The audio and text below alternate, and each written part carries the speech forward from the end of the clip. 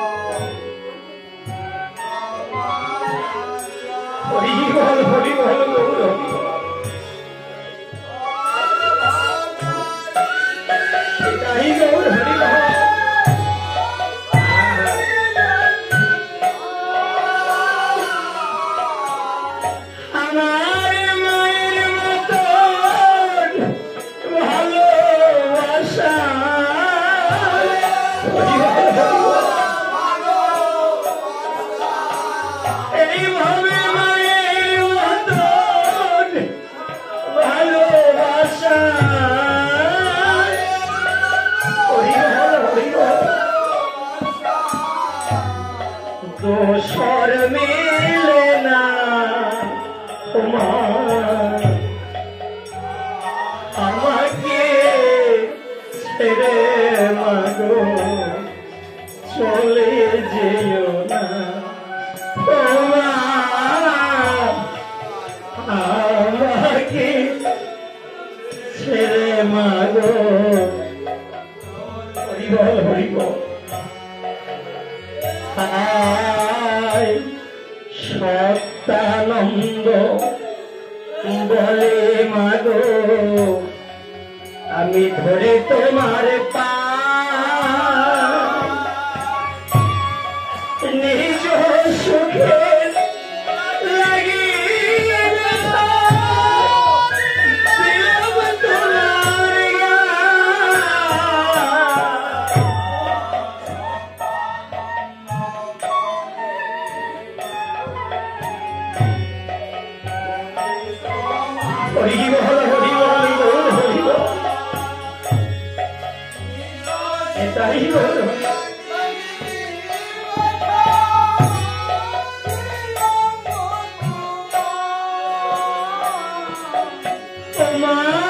তোমারি গর্বে জনম নিয়া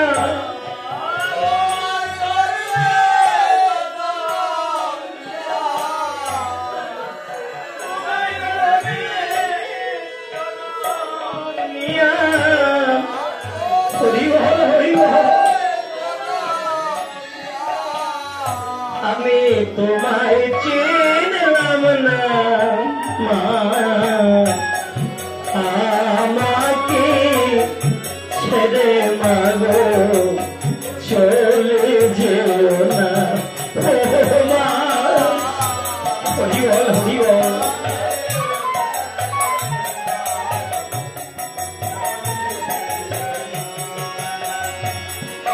আমার মা বিনে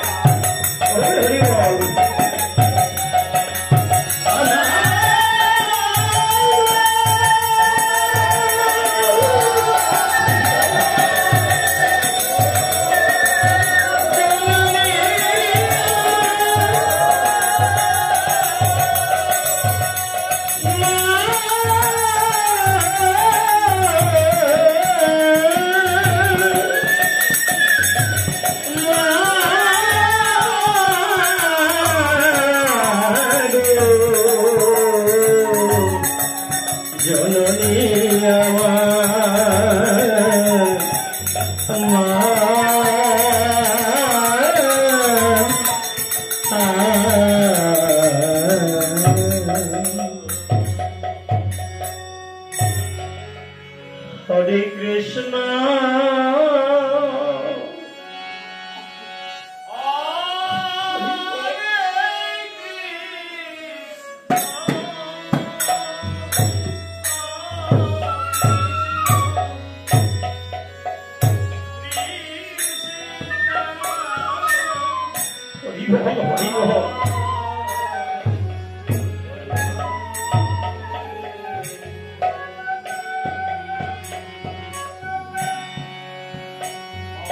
Hare Rama,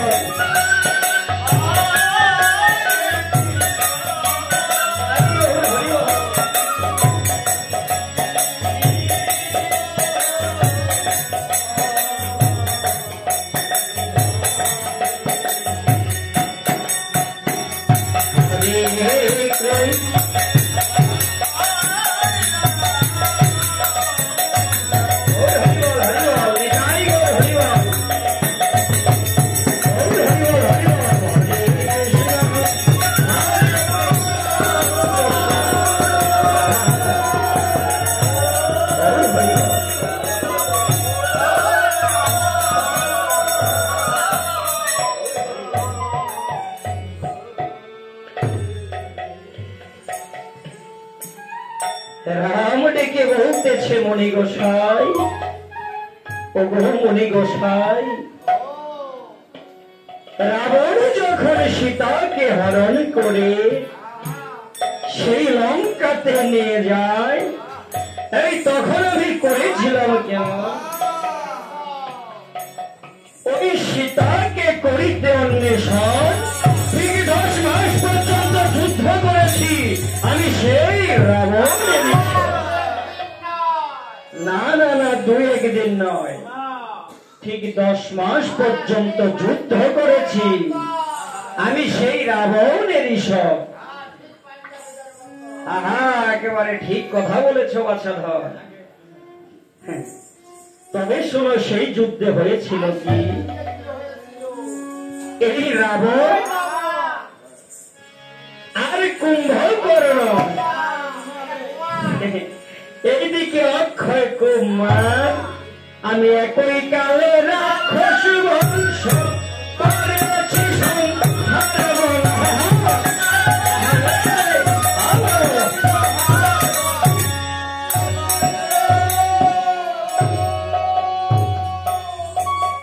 আমি একই কালে রাক্ষস বংশ সেই দিন করেছি সংহার।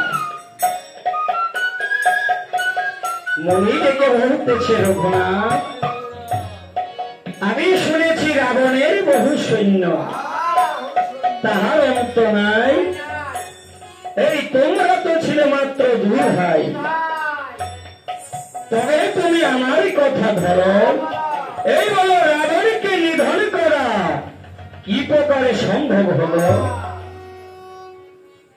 রাম বলতেছে, মনি গোসাই, আমি বলি তব ঠাই, ওই রাবণকে নিধন করতে আমি তার নিজ ভ্রাতা বিভীষণের কাছে সৎ যুক্তি পাই। মুনি ডেকে বলতেছেন, রঘুনাথ, এটা আমার কেমন কার্য হলো? বিভীষণ নিজ ভাইয়ের পক্ষ ত্যাগ করে এই সে বুঝি তোমার পক্ষে এলো? অজ্ঞাত পৌনাসীকে তুমি আশ্রয় দিলে, এই স্বধর্ম নষ্ট করে তুমি সেই নরকে ডুবিলে। রাম বলতেছে, মনি গোসাই, আমি নরকেতে ডুবে মরি, আমার তাতে দুঃখ নাই। ওই যে নিরাশ্রয়কে আশ্রয় দিয়ে প্রাণে শান্তি পাই।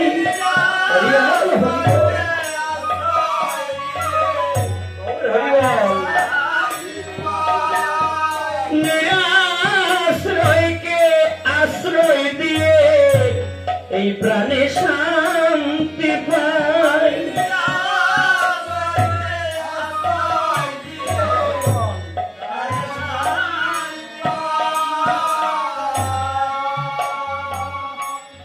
মনি গোসাই, তবে শোনো, আমি তোমাকে আরো বলেছি, ওরে ভক্ত আমার মাতা পিতা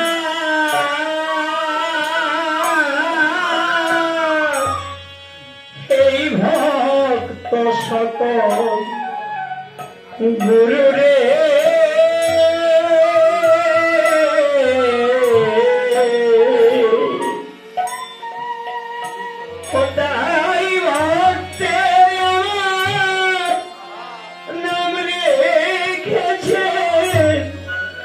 আমি বাঞ্ছা কল্প তোর রে,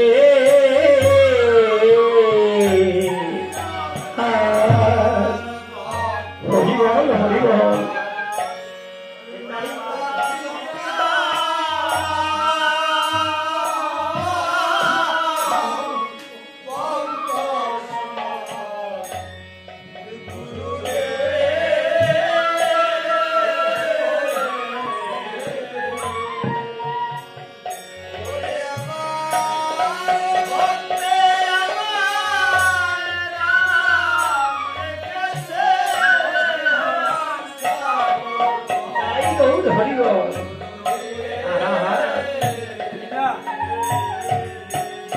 আছে ভক্তের হাতে প্রেমের ডুরি,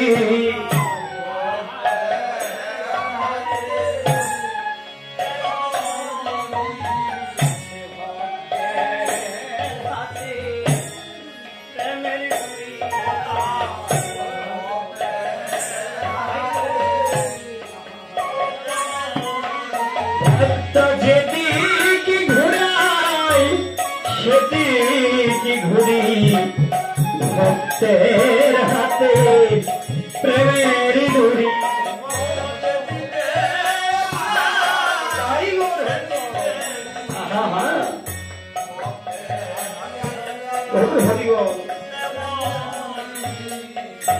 ওরে ভক্ত খাইলে আমি যে খাই নইলে থাকি উপবাসিরে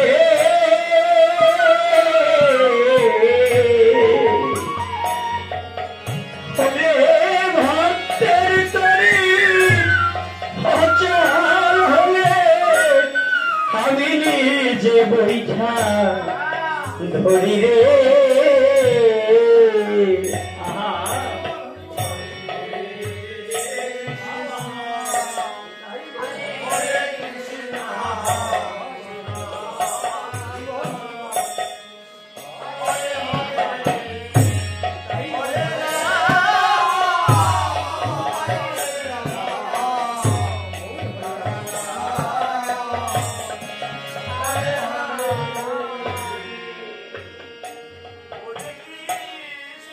মুনি দেখে বলতেছেন রঘুনাথ ওগো রঘুনাথ আমি বুঝলাম রঘুনাথ আচ্ছা রঘুনাথ তবে তুমি শোনো দিয়ে মন এই বড় লঙ্কা মাঝে মহাবীর ছিল কোন জন রাম বলতেছে মুনি গোসাই রাবণ কুম্ভকর্ণ অতিকার আর ছিল মহাবীর তরুণী ওইদিকে ইন্দ্রজিৎ সেও কোন অংশে কম ছিল না মুনি দেখে বলতেছে রঘুনাথ এই ইন্দ্রজিৎকে নিধন করা মুখের কথা নয় কেননা যে নাকি সংযমী বীর হয় একমাত্র সেই ইন্দ্রজিৎকে করতে পারে নিধন তবে শোনো সংযম হয়েছে নাকি যে 14 বৎসর অনাহার অনিদ্রা ও নারীর মুখ দর্শন ব্যতীত থাকতে পারে সেই জন সংযমী বীর আমি বলতেছি তোমারে এই কথা শুনে রাম বলতেছে মুনি গোসাই তুমি শোনো দিয়ামন ওই ইন্দ্রজিৎকে নিধন করেছিল আমার প্রাণের ভাই লক্ষণ লক্ষণ তো কবু সংযমী বীর নয় আমার লক্ষণ সংযমী বীর হয় কি করে মুনি দেখে বলেছেন কি যে 14 বৎসর অনাহার অনিদ্রা ও নারীর মুখ দর্শন ব্যতীত থাকতে পারে সেই জন সংযমী বীর আমি বলতেছি তোমারে তোমার বনমাঝে তো শ্রীরামের সঙ্গে সীতা দেবীও ছিল প্রশ্ন জাগে না যখন শ্রীরামের মনে প্রশ্ন জেগেছে রাম বলতেছে মুনি গোসাই লক্ষণ কবু সংযমী বীর নয় মুনি দেখে বলতেছে রঘুনাথ ওহে রঘুনাথ তুমি শোনো দিয়ামন আমি বলেছি সংযমী বীর তোমার প্রাণের ভাই লক্ষণ তা না হলে সে ইন্দ্রজিৎকে কখনো নিধন করতে পারত না এই কথা শুনে রামচন্দ্র লক্ষণ লক্ষণ বলে ডাক দিল অমনি শ্রীরামের ডাক শুনে লক্ষণ ঠাকুর এসে উপস্থিত লক্ষণ ডেকে বলতেছে দাদা ওগো দাদা তুমি শোনো দিয়ে মন এই বাবা কি জন্য এই অধমকে করেছ স্মরণ রাম বলতেছে ওরে প্রাণের ভাই লক্ষণ ভাইরা মুনি এসে বলতেছে কি জানো তুমি নাকি 14 বৎসর অনাহার অনিদ্রা ও নারীর মুখ দর্শন ব্যতীত ছিলে তা কি সত্য ভাই মায়েরা সকলের চরণে হাত রেখে বলি, আসরে বসে আপনারা কেন কথা বলবেন না কেমন? তখন লক্ষণ বলতেছে, দাদা, ওগো দাদা, মুনি যাহা নাকি বলেছে একেবারে সত্যি বলেছে। তবে শোনো, কেন সত্য হবে? রাম বলেছে, হে লক্ষণ, তুমি বলেছ 14 বৎসর তুমি নারীর মুখ দর্শন ব্যতীত ছিলে। এই কথা যে আমার কবু বিশ্বাস হয় না রে ভাই। ওই বনমাঝে আমাদের সঙ্গে যে সীতা দেবীও ছিল। লক্ষণ বলতেছে, দাদা, ওগো দাদা, তুমি বিশ্বাস করো দাদা, আমি আমার মায়ের শ্রী চরণ ভিন্ন এক মুহূর্তের জন্য তার মুখ প্রাণে তাকাইনি দাদা। আমি মায়ের শ্রী চরণ ভিন্ন এক দিবস তার মুখ প্রাণে ফিরে তাকাইনি। রাম বলেছে, ওরে ভাই লক্ষণ, আমি না হয় তোর এই কথা মেনে নিলাম রে ভাই। তুমি বলেছ 14 বৎসর তুমি অনাহারে ছিলে, কিন্তু রে ভাই ওই 14 বৎসর আমরা যে বন মাঝে বন ফল সংগ্রহ করতাম, তাকে 3 জন সমান ভাগে ভাগ করে নিতাম। ওরে লক্ষণ, তুমি কি ওই 14 বৎসরের ফল আমাকে দেখাতে পারবে ভাই? লক্ষণ বলেছে, দাদা, ওগো দাদা, প্রাণে ধৈর্য ধরো, তুমি এই 14 বৎসরের ফল এনে দেখাইব আমি। এই বলে লক্ষণ ঠাকুর অমনি হনুমানকে স্মরণ করিল। আমার লক্ষণের ডাক শুনে হনুমান এসে উপস্থিত হল। লক্ষণের কে বলতেছে, বাছা পবন নন্দন, তুমি সেই অন্তপুর হইতে আমার ফলের তোড়া নিয়ে আসো এখন। প্রভুর আদেশ পেয়ে হনুমান অমনি এক লম্ফ দিল। এক লম্ফ দিয়ে হনুমান অন্তঃপুরে প্রবেশিল। অন্তঃপুরে যে হনুমান অমনি দৃষ্টি করে যায়, ফলের তোরা ভূমিতে পড়ে আছে দেখিবারে পায়। অনুরেকে বলতেছে কি, এ সাধারণ ফলের তোরা তা নেওয়ার জন্য প্রভু আমাকে আদেশ করেছে। হ্যাঁ, এ তো কোন ছোটখাটো বানরের কাজ। আর এটা নেওয়ার জন্য প্রভু আমাকে আদেশ করেছে। এই বলে হনুমান যখন নাকি ফলের তোরা ভূমি থেকে তুলতে যায়,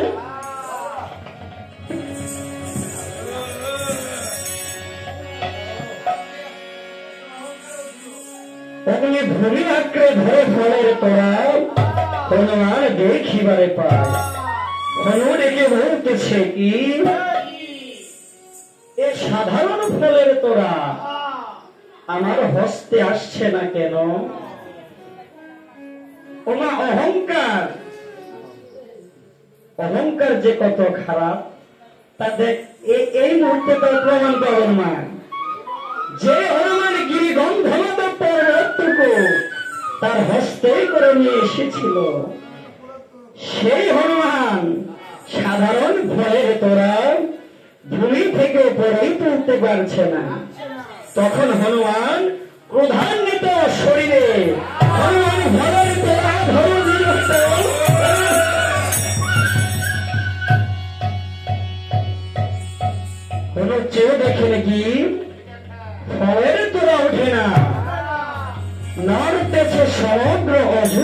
কথা হনুমান বলেছে না, এ তো কোনো সাধারণ ফলের তোরা নয়। এই বলে হনুমান তথা হইতে খালি হস্তে ধীরে ধীরে করিল গমন। লক্ষণের সাক্ষাতে যে হনু দিয়েছে দর্শন। হনু রেখে বলতেছে, ওগো ঠাকুর তুমি শোনো দিয়ে মন, আমি যে ভূমি থেকে ফলের তোরা তুলতেই পারলাম না এখন। লক্ষণ বলতেছে, ওরে হনু তুমি তোমার মনে নিশ্চয়ই কোন অহংকার করেছ হনু।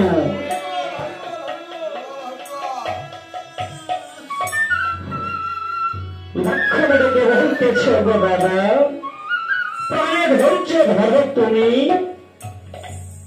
এই 14 বৎসরের ফল এনে দেখাইব আমি।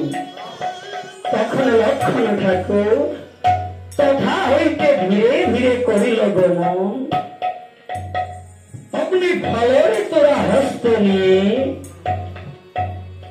শ্রীরাম সাক্ষাতে এসে আবার দিয়েছে দর্শন।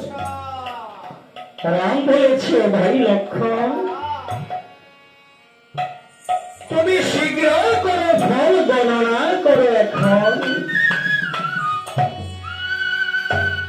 যখন নাকি লক্ষণ ঠাকুর অমনি ফল গণনা করে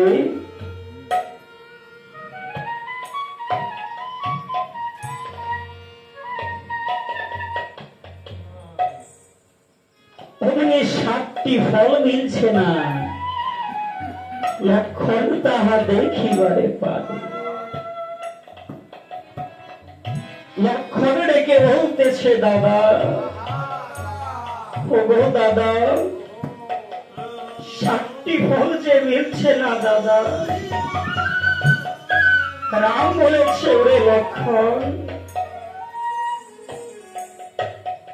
এখানে সমস্ত ফল আছে, 7টি ফল কেন থাকবে না? তবে এই 7টি ফল তুমি নিশ্চয়ই খেয়েছ ভাই। লক্ষণ বলেছে, না দাদা ওগো দাদা আমি বলি তবে ভাই, দাদা গো আমি যে একটি ফল খাই না।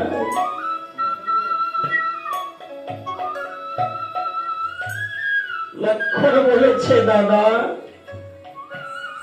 তুমি স্মরণ করে দেখো দাদা, যেই দিবস ওই বন মাঝে রাবণ সীতাকে হরণ করে নিয়েছিল, সেই দিবস তো কোনো ফল আনা হয়নি, আর আমাদের খাওয়াও হয়নি। রাম বলেছে, হারে ভাই এ না হয় একটি ফল, আরো তো কত ফল। লক্ষণ বলেছে, দাদা তুমি আরো স্মরণ করে দেখো দাদা, যেই দিবস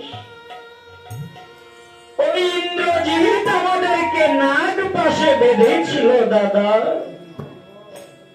সেই দিবস তো কোনো ফল আনা হয়নি, আর আমাদের খাওয়াও হয়নি।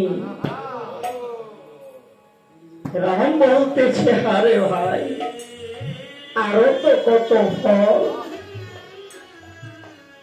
লক্ষণ বলেছে, দাদা ওগো দাদা তুমি আরো স্মরণ করে দেখো দাদা, যেই দিবস আমি সত্যির সালে পড়েছিলাম দাদা, সেই দিবস তো কোনো ফল আনা হয়নি, আর আমাদের খাওয়াও হয়নি। রাম বলেছে, আরে ভাই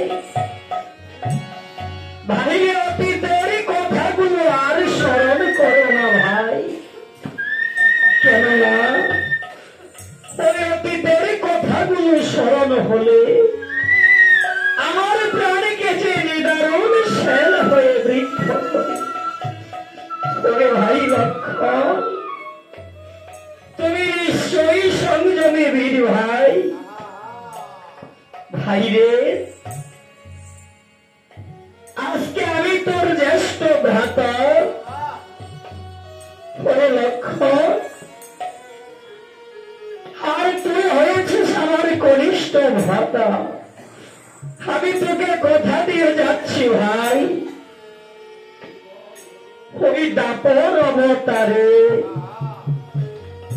জন্ম নেবে তুমি ভাই মা রোহিণীর উদরে বলরাম রূপেতে। আমি সেই দিবস তোমার কনিষ্ঠ ভ্রাতা হয়ে তোমার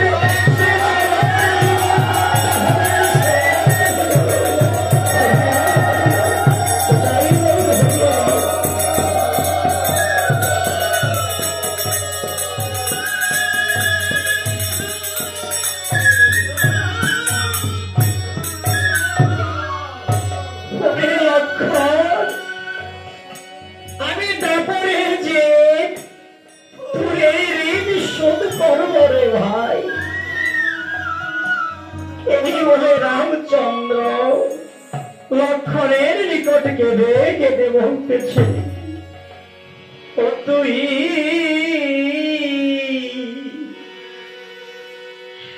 একবার কোলে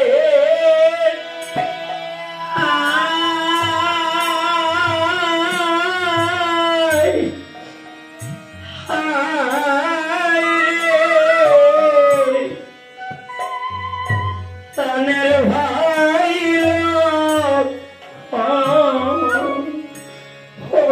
তুই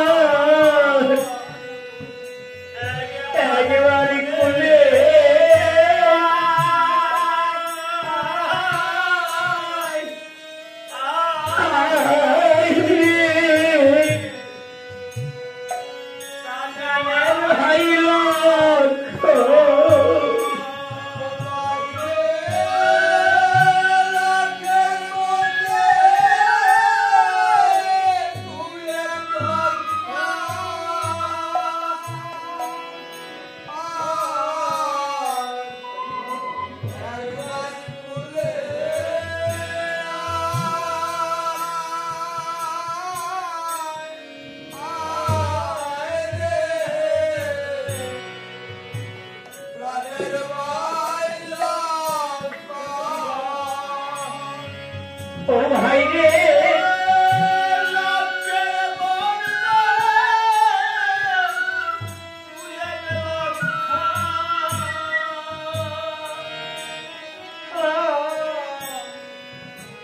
একবারে কোলে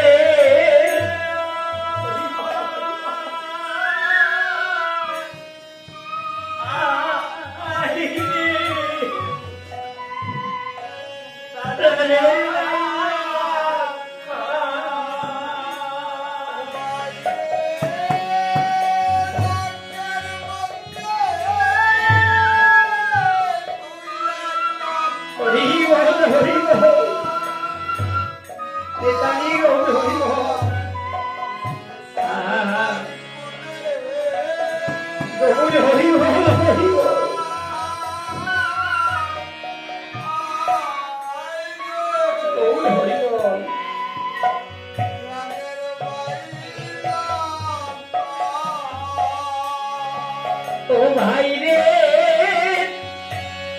দাদা বলে গলে ধরা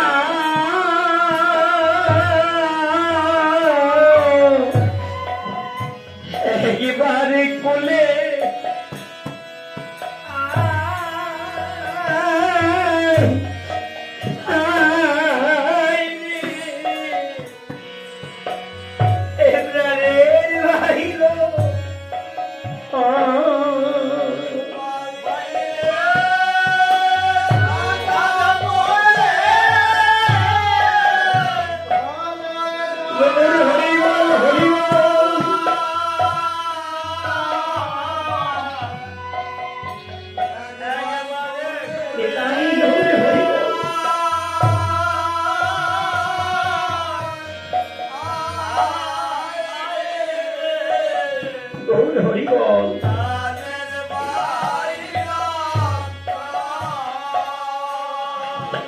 ভাই রে এই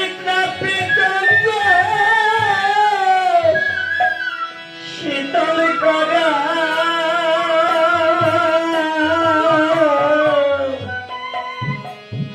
একেবারে কোলে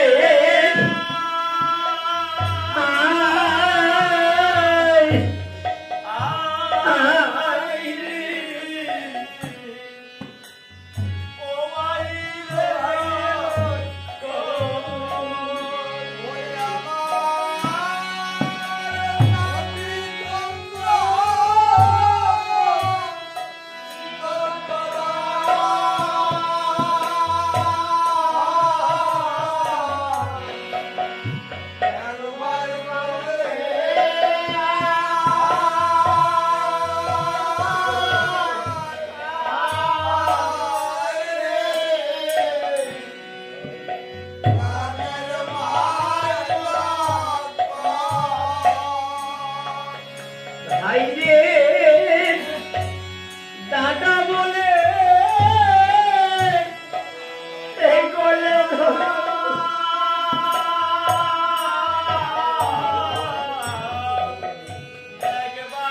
একেবারে কোলে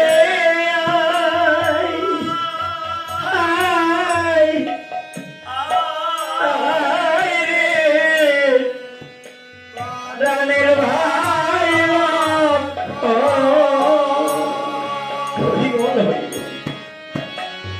দাদা বলে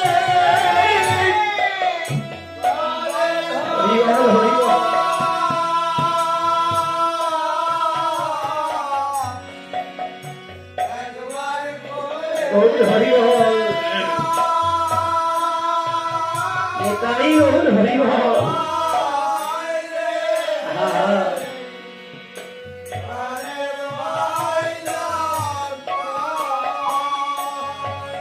ভাই রে দাদা বলে একবার বলে ধরা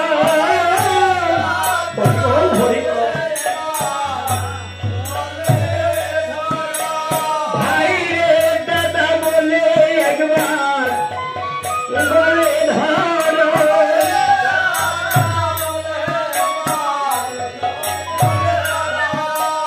আমার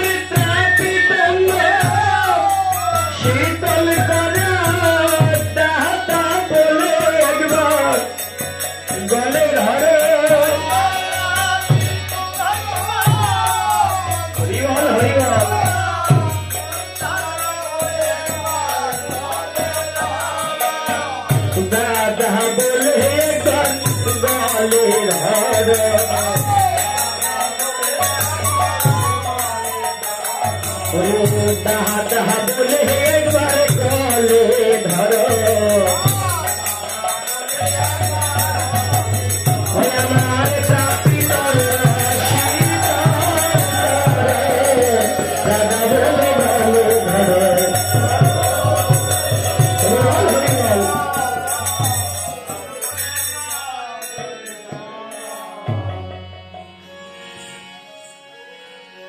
এমনি ভাবে যখন রামচন্দ্র আর লক্ষ্মণ ঠাকুর করতেছে কথোপকথন, অমনি পাদুকা মস্তকে ভর এসে আবার দিয়েছে দর্শন। ভরত ডেকে বলতেছে, দাদা ওগো দাদা, তোমার এই রাজ্য ভার আমি যে সহিতে পারি না। দাদা গো, আজ এই শুভ তিথিতে শুভ লগ্নে তুমি বসো সিংহাসনে, জয় জয় ধ্বনি হবে দাদা সারা অযোধ্যা ভুবনে। রাম ডেকে বলতেছে, না রে ভাই, আমার এই রাজ্য আর রাজ সিংহাসন আমি তোমাকে দান করেছি ভাই, করিতে শাসন। ভরত ডেকে বলতেছে, না দাদা, দাদা গো, এই যে আমার স্থান নয় দাদা। বিশ্বামিত্র মুনি ডেকে বলতেছে, রঘুনাথ ওগো রঘুনাথ, ভরতের ভাতৃপ্রেম এই জগতের বুকে রাখিতে অটুট। আমি তোমাকে আদেশ করেছি রঘুনাথ, আজ এই শুভ তিথিতে শুভ লগ্নে সীতা দেবীকে সঙ্গে করে তুমি সিংহাসনে করো প্রবেশন। তখন গুরুর মুখে আদেশ পেয়ে রামচন্দ্র সীতা দেবীকে সঙ্গে করে অমনি সিংহাসনে বসিলেন। রাম রঘুপতি কর্মচারী হইলেন সুমন্ত্র সারথি। অমনি দ্বার রক্ষে দাঁড়াইলেন ভরত শত্রুঘ্ন, আর ছত্র দণ্ড ধরিলেন ঠাকুর লক্ষ্মণ। তখন আকাশ হইতে দৈব বাণী হচ্ছে কি,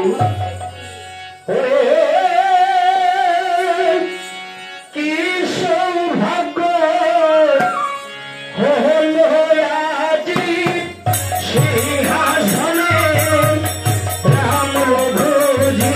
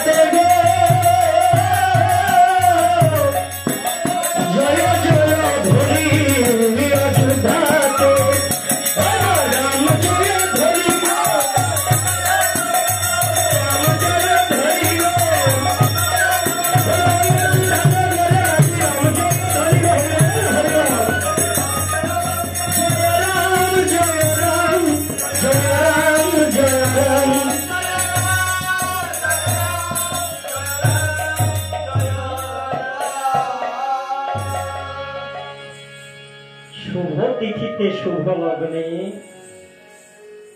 রামচন্দ্র অমনি বসিল সিংহাসনে। রামচন্দ্র বসিল সিংহাসনে, আর জয় জয় ধ্বনি হল সারা অযোধ্যা ভুবনে। তখন রাম সীতাকে সিংহাসনে রেখে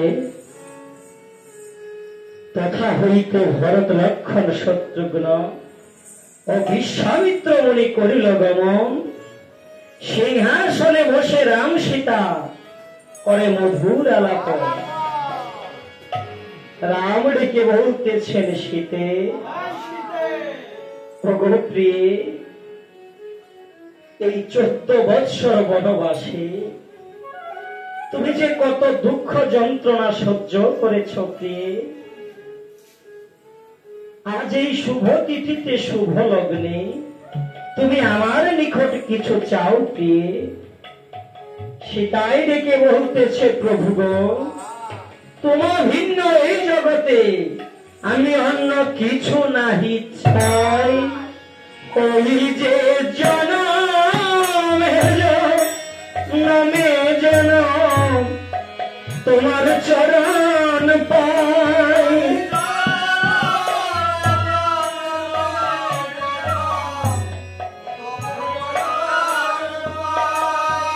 ওই যে জনমে জনমে জনম তোমার চরণ পাই।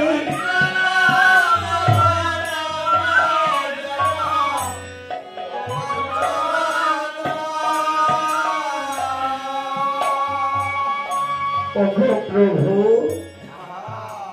তোমার ভিন্ন এই জগতে আমি যে অন্য কিছুই চাই না প্রভু। প্রভু, ওই লঙ্কা হইতে ফিরিবারে পথে তপবন দেখিতে সেই ব্রহ্মস্থান বাসনা আমার। প্রভু গো, ওগো প্রভু, ওগো এই বাসনা মোর মনে,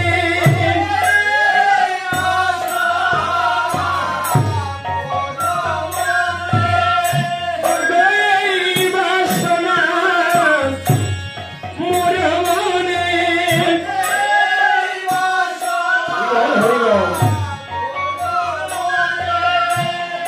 আমি দর্শনে এই বাসনা মোর মনে।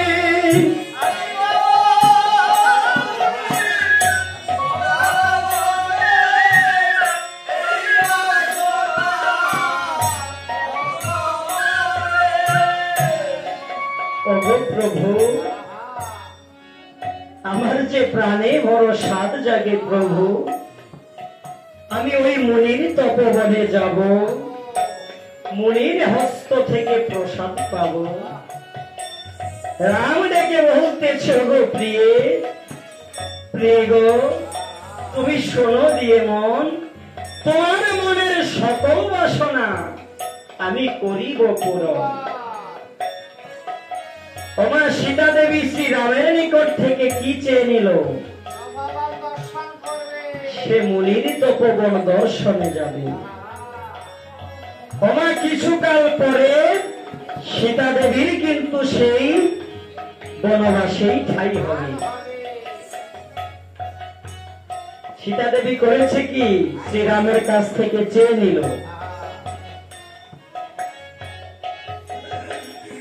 তখন সভা ভঙ্গ করে রামচন্দ্র আর সীতা দেবী ধীরে ধীরে করিল গমন।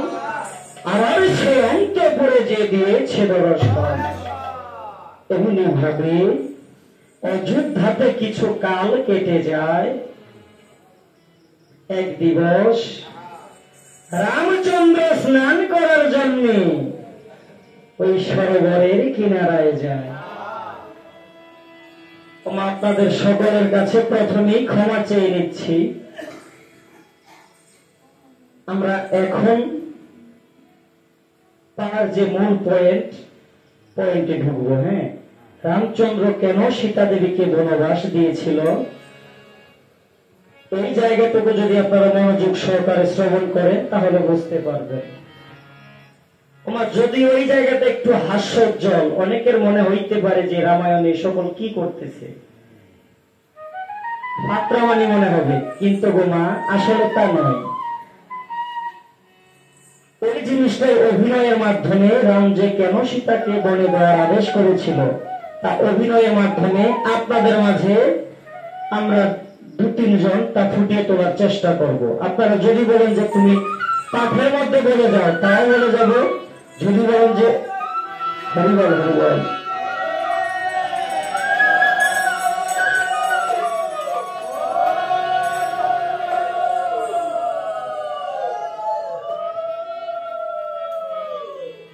যদি আপনারা বলেন যে অভিনয়ের মাধ্যমে 2-3 জনে ফুটিয়ে তো ওইটা করবো, ঠিক আছে। আমাদের অপরাধটার জন্য ক্ষমা চেয়ে নিলাম। রামচন্দ্র স্নান করার জন্য সেই সরোবরের কিনারায় যায়। সরোবরের পাশে ছিল কালো ধোপার বাড়ি। আরে কালো ধোপা কি করতে জানো? সে করত কি, এই রাজবাড়ির সকল কাপড় চোপড় প্রত্যহ রোজ পরিষ্কার করে থাকত। আরে সে হয়েছে একজন শোভা সুন্দর। হ্যাঁ, ভেবে নিতে পারো ধোপা ধোপা। তো কিছু দূর থেকে রামচন্দ্র দৃষ্টি করে চায় নদীর ঘাটে কালো ধোপা কাপড় কাছে দেখিবারে পায়। কালো ধোপা কাপড় কাছে আর করতেছে কি দেখো দেখো, হা হা হা। কালো ধোপা কাপড় কাচতেছে কিভাবে দেখো, হা। কালো ধোপা কাপড়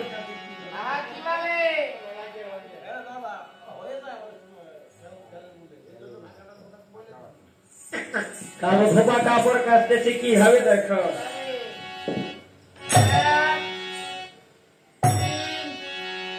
এই 1-এর পরে 3 হয় নাকি? হ্যাঁ,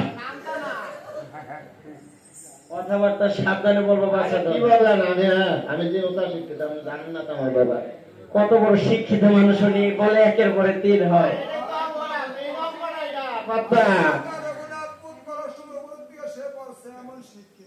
এই কলেজটা কি লেখাপড়া হয় নাকি? কলেজে হয়, কলেজে। এই বাছাদন ঠিক মতো গণবাছাদন। কালো ধোপা পড়া হয় কাপড় কাচতেছে। 1, 2, 5। এই 2-এর পরে 5 হয় বুঝি? হ্যাঁ, স্যারেরা যেভাবে শিক্ষা করেছে আমি বলতে স্যারের দোষ দিয়ে সাইরা যাইতে চাও বাছাদন? স্কুলে আরে ঠিক করে না, আমি মানে 12 ক্লাসের লেগে মেট্রিক পাস করি না। ওরে বাপ রে বাপ, থাক। অনেক বড় অবস্থা শিক্ষিত। আরে স্যার এর বড় কাহিনী আছে আসলে নাকি? আমার 14 বছর এক ক্লাসে রাখছে। বাবা, স্যাররা যে আদর আমারে করতে ভাই। বুঝতে পারছি বাছাদন অনেক বড় অবস্থা শিক্ষিত মানুষ। এই কারণেই তোমার লেখাপড়ার এই বেহাল দশা। তখন কালো ধোপা পুনরায় কাপড় কাছে কিভাবে 1, 2, হায় রে আজকে কি কাম করে আইসে গো ভাই থেকে গো। কালো ধোপা কাপড় কাছে আর তার হাতের মধ্যে একটু ব্যথা, কিঞ্চিত ব্যথা অনুভব করে। কেন সেটাও বলতে হবে। বলতে হবে। কালো ধোপা বলতেছে কি, কি বলতেছে? আজকে বাড়ি থেকে ভালো কাজ করে সেটা কি কাজ? কি কাজ করে এসেছি জানো? বলো। আজকে বাড়ি থেকে আমি বউ কিনে আসছি। খুশি সংবাদ নিয়ে আসছে আজকে। ইচ্ছা মতন কিনে আসছি। কার বউ কিনে আসছে? তুমি কি ভূতের বউ না? আমি আমার নিজের বউ। নিজের বউ? সে করেছে কি জানো? সে কি করেছে? আমাকে না জানি আমার গৃহ থেকে অন্য কারো গৃহে যেয়ে থাকে। যখন বাড়িতে এসেছে আমি বললাম, এই প্রেম তুমি গিয়েছিলে কোথায়? সে বলে, আমার যেখানে মন চাইছে গেছি। তোমাকে কি কই ভোট দিতে হবে নাকি? এই কথা শুনে আমার শুনে যখন সে এইরকম ব্যবহার করে, সেই জন্য ইচ্ছা মতন কি রয়েছে। কারের গান করছে তাতে হাতে একটু ব্যথা পেয়ে। এটা কোনো ব্যাপার না, এটা কোনো ব্যাপার না। না এই আমি পুরুষ মানুষ না। ধরো ধরো ধরো, আমি পুরুষ মানুষ না। পুনরায় কালো ধোপা আবার কাপড় কাচতেছে। রামচন্দ্র কিন্তু সকল কিছু তা দেখতেছে। কিন্তু 1, হাতরা উড়াইছো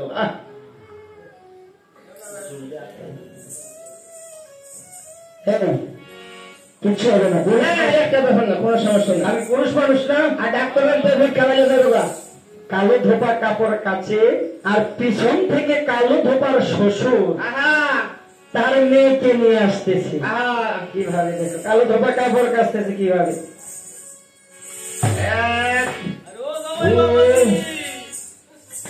बाबाजी ओ दामाई बाबाजी अरे भाई दासो ना की आ हेरे और मायर किरे किसे को फिरे मायर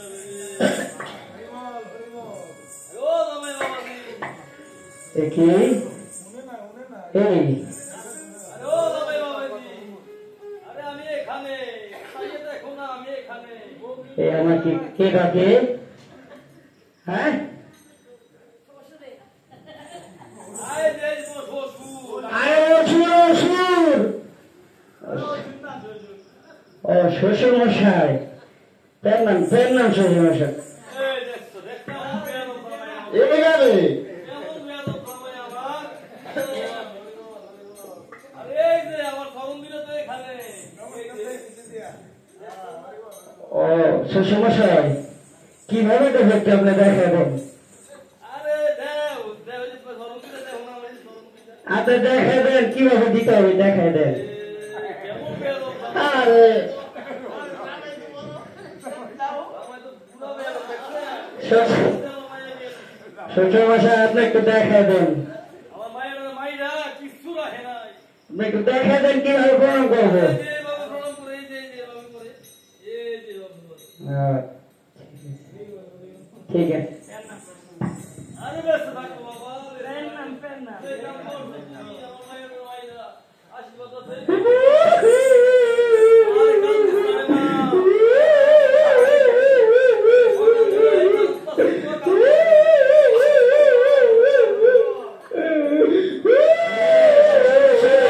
আপনার মেয়ে থামতে বলেন থাম বলে দিলাম শ্বশুর মশাই এই জামাই থামতে বলেন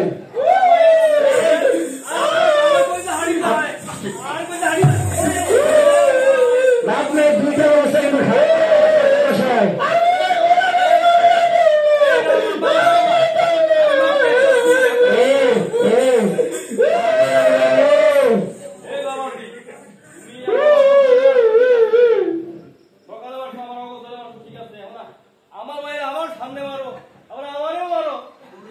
শ্বশুর মশাই আপনার মেয়ে করেছে কি জানেন আপনি যে আপনার মেয়েটাকে নিয়ে আসছেন জিজ্ঞেস করেন নাই আমি জিজ্ঞাসি কি করতেছে যেমন বাপ যেমন বাপ শ্বশুর মশাই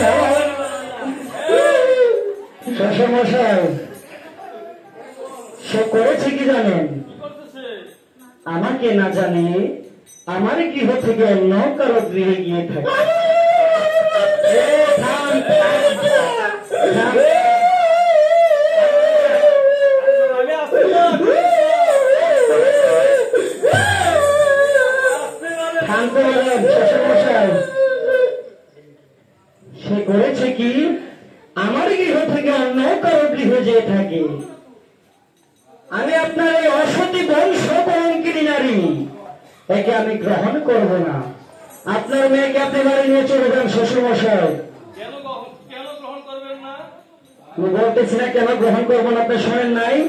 সে করে হ্যাঁ ঠিক আছে, আমি শুনছি বাবাজি, যাই হয়েছে আমার মায়ের আপনি গ্রহণ করেন। আমার মায়ের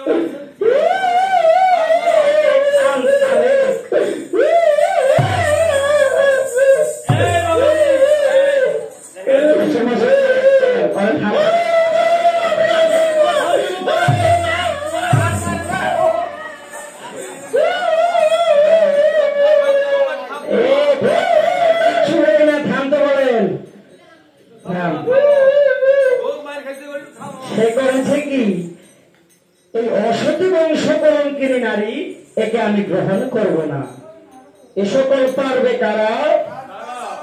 এ সকল পারবে সে রাজ রাজারা। মায়েরা কথা বললেন না। রামের পত্নী সীতা দেবী তাকে রাবণ হরণ করে নিয়ে 10 মাস সেই অশোক বনে রাখে। রাম তার কোন একটা বিহিত না করে সেই অসতী নারীকে নিয়ে সংসার করতেছে। এই সকল শ্বশুরমশাই সেই রাজরাজাদের কাজ। আমার মতন সাধারণ কালো ধোপা আমি আপনার এই অসতী নারীকে গ্রহণ করব না। গ্রহণ করবেন না? আমি আপনার এই অসতী নারীকে কিছুতেই গ্রহণ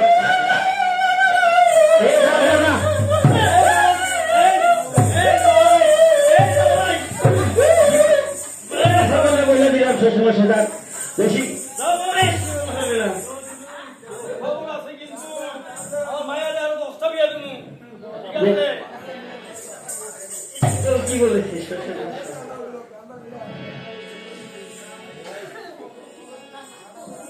আমি আপনার এই বংশ কলঙ্কিনী নারী একে আমি কিছুতেই গ্রহণ করব না। ওমা নরম ধোপা আর কালো ধোপা যখন এ সকল কথা বলতেছে, কিছু দূর থেকে রামচন্দ্র সকল কিছু দেখতেছে এবং শুনতেছে। রাম ডেকে বলতেছে কি, আমার প্রজার সকল কি বলতেছে কথা।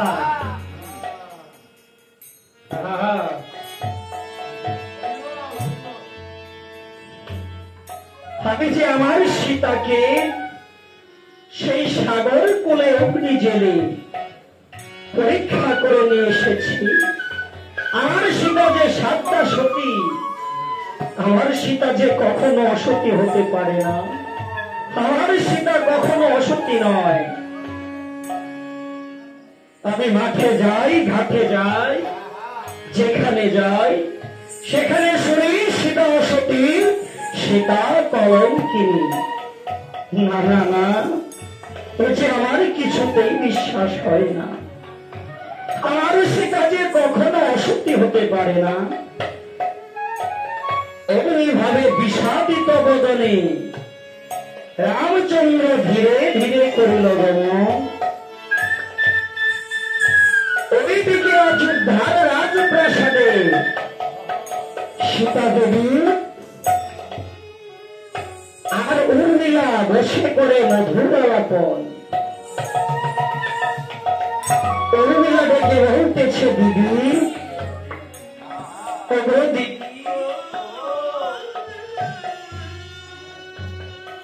দিদি গো, আমি শুনেছি রাবণ তোমাকে হরণ করে সেই লঙ্কায় নিয়ে যায়। আচ্ছা দিদি, ওই লঙ্কার দুষ্ট রাবণ সে তোমাকে কিভাবে করে নিয়েছে হরণ, সেই কথাটুকু বলো এখন, শীতল করে আমার এই ত্রাপিত প্রাণ।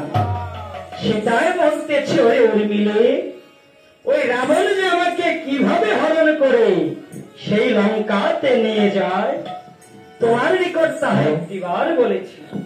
তখন সীতা দেবী বলতেছে নাকি, ওরে শ্বশুরে বন্ধ দিবা,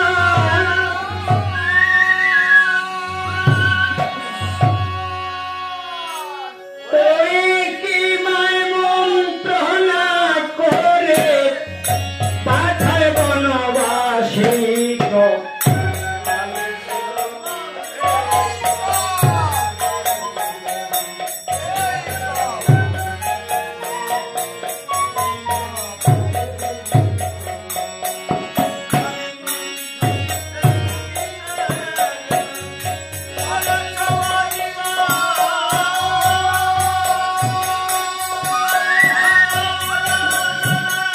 পাশা খেলি আনন্দিত মন, তখন তো সুখে ছিলাম, তখন তো আমি তখন তো সুখে ছিলাম। আহা রামের সঙ্গে পাশা খেলি আনন্দিত মন,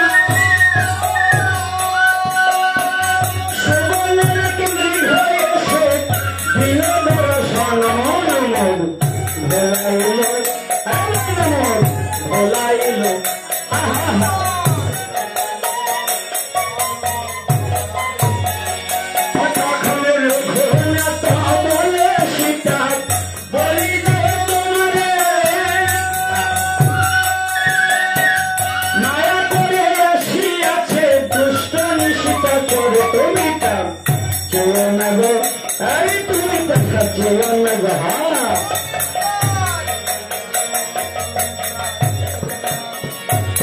তখন সীতায় বলে ও গো প্রভু করি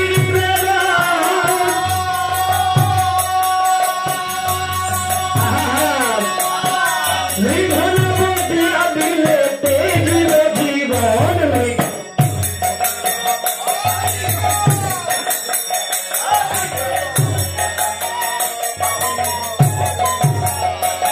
তখন ভেলোটা ভেলো রামে করিল জমা,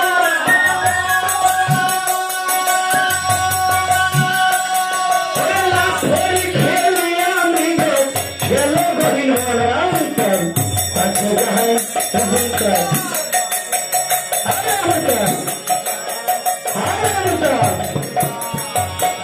গেল ভরি খেলি আমি গো গেল গহিন।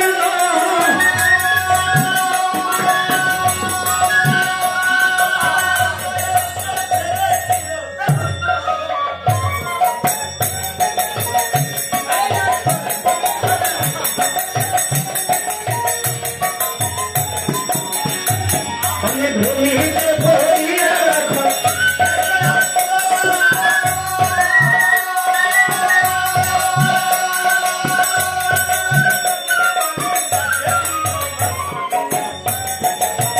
আমি তা শুনতে পেলাম, আমি তা শুনতে পেলাম। তখন সীতায় বলে হে লক্ষ্মণ বলি হে তোমারে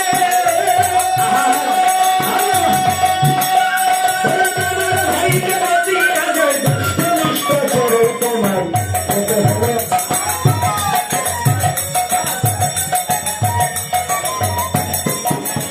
তখন লক্ষ্মণ বলে হে গো সীতা বলি তো আমার ভাই, আমার ভাইকে মারতে পারে সংসারে নাই কোনটা হবে না রে। এই তুমি তা ভেবে তখন সীতায় বলে হলো হে লক্ষ্মণ বুঝলাম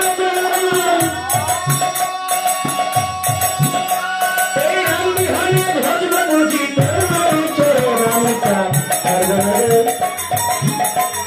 এই আমি তা পারবো না। এই কথা শুনিয়ে লক্ষ্মণ জিহ্বায় বলল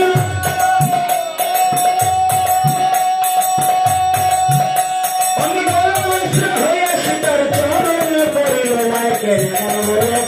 এই ভাইকে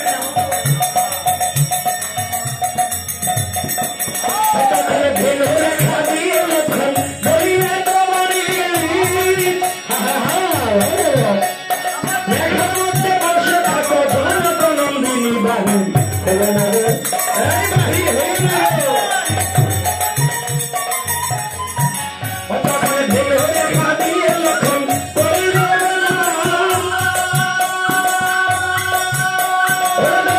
সন্ন্যাসী এসে দিল দর্শন সীতা ও সীতা ও সীতা। তখন সীতায় বলে ও গো যদি বলুন তোমার ভাই আমি কেমন করে ভিক্ষা দিব রাম তো গৃহে নাই হেতায় বসে থাকো হেতায় বসে থাকো এখানে বসিব আমি অনুপ্রাণে যাব। রাম লক্ষ্মণ গৃহে এসে তোমার আনন্দ গেছে দুঃখ পাইবা আচ্ছা দুঃখ পাইবা তখন ভিক্ষা লইয়া সীতা দেবী দেখা হইল। ভিক্ষা লইয়া সীতা দেবী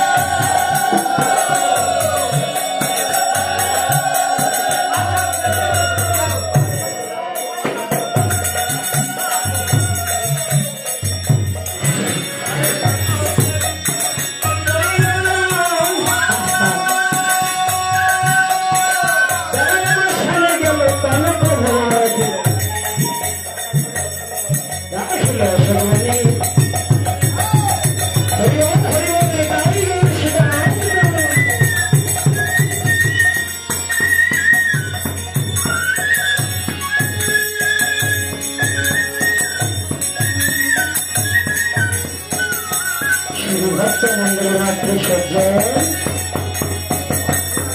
অতি বড় মাঝে রাবণ মুড়ি ভাইজর সীতা দেবীর নিকট ভিক্ষার জন্য চলেছে।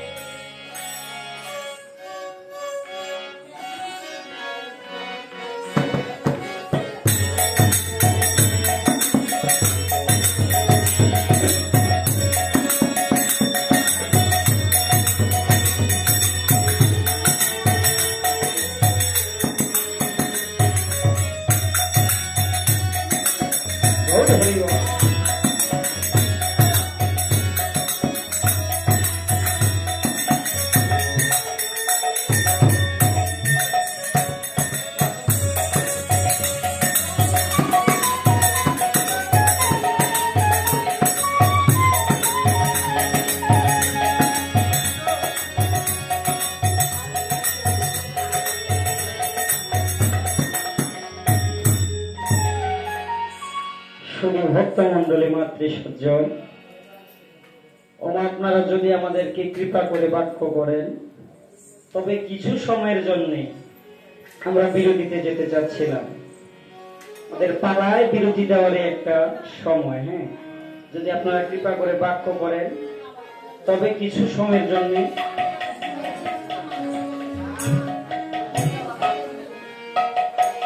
চাটা কি হয়েছে না?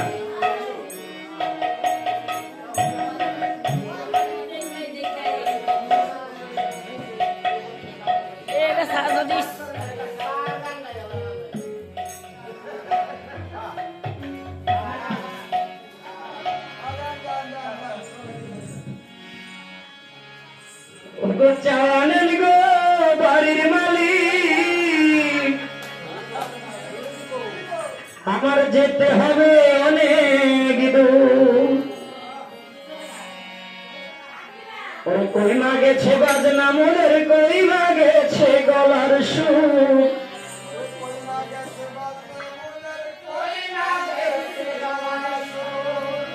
চায় আনেন গো বাড়ির মালিক, চায় আনেন গো বাড়ির মালিক, যেতে হবে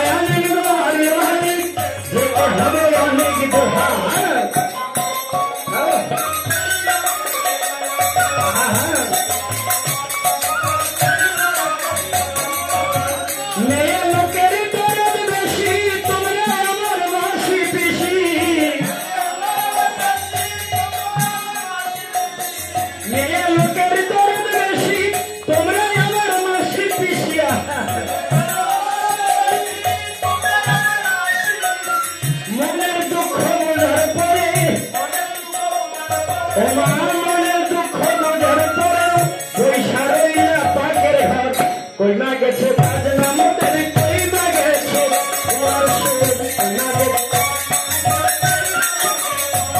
এই ছায়ানের বাড়ির মালিক ছায়ানের বাড়ির মালিক যেতে হবে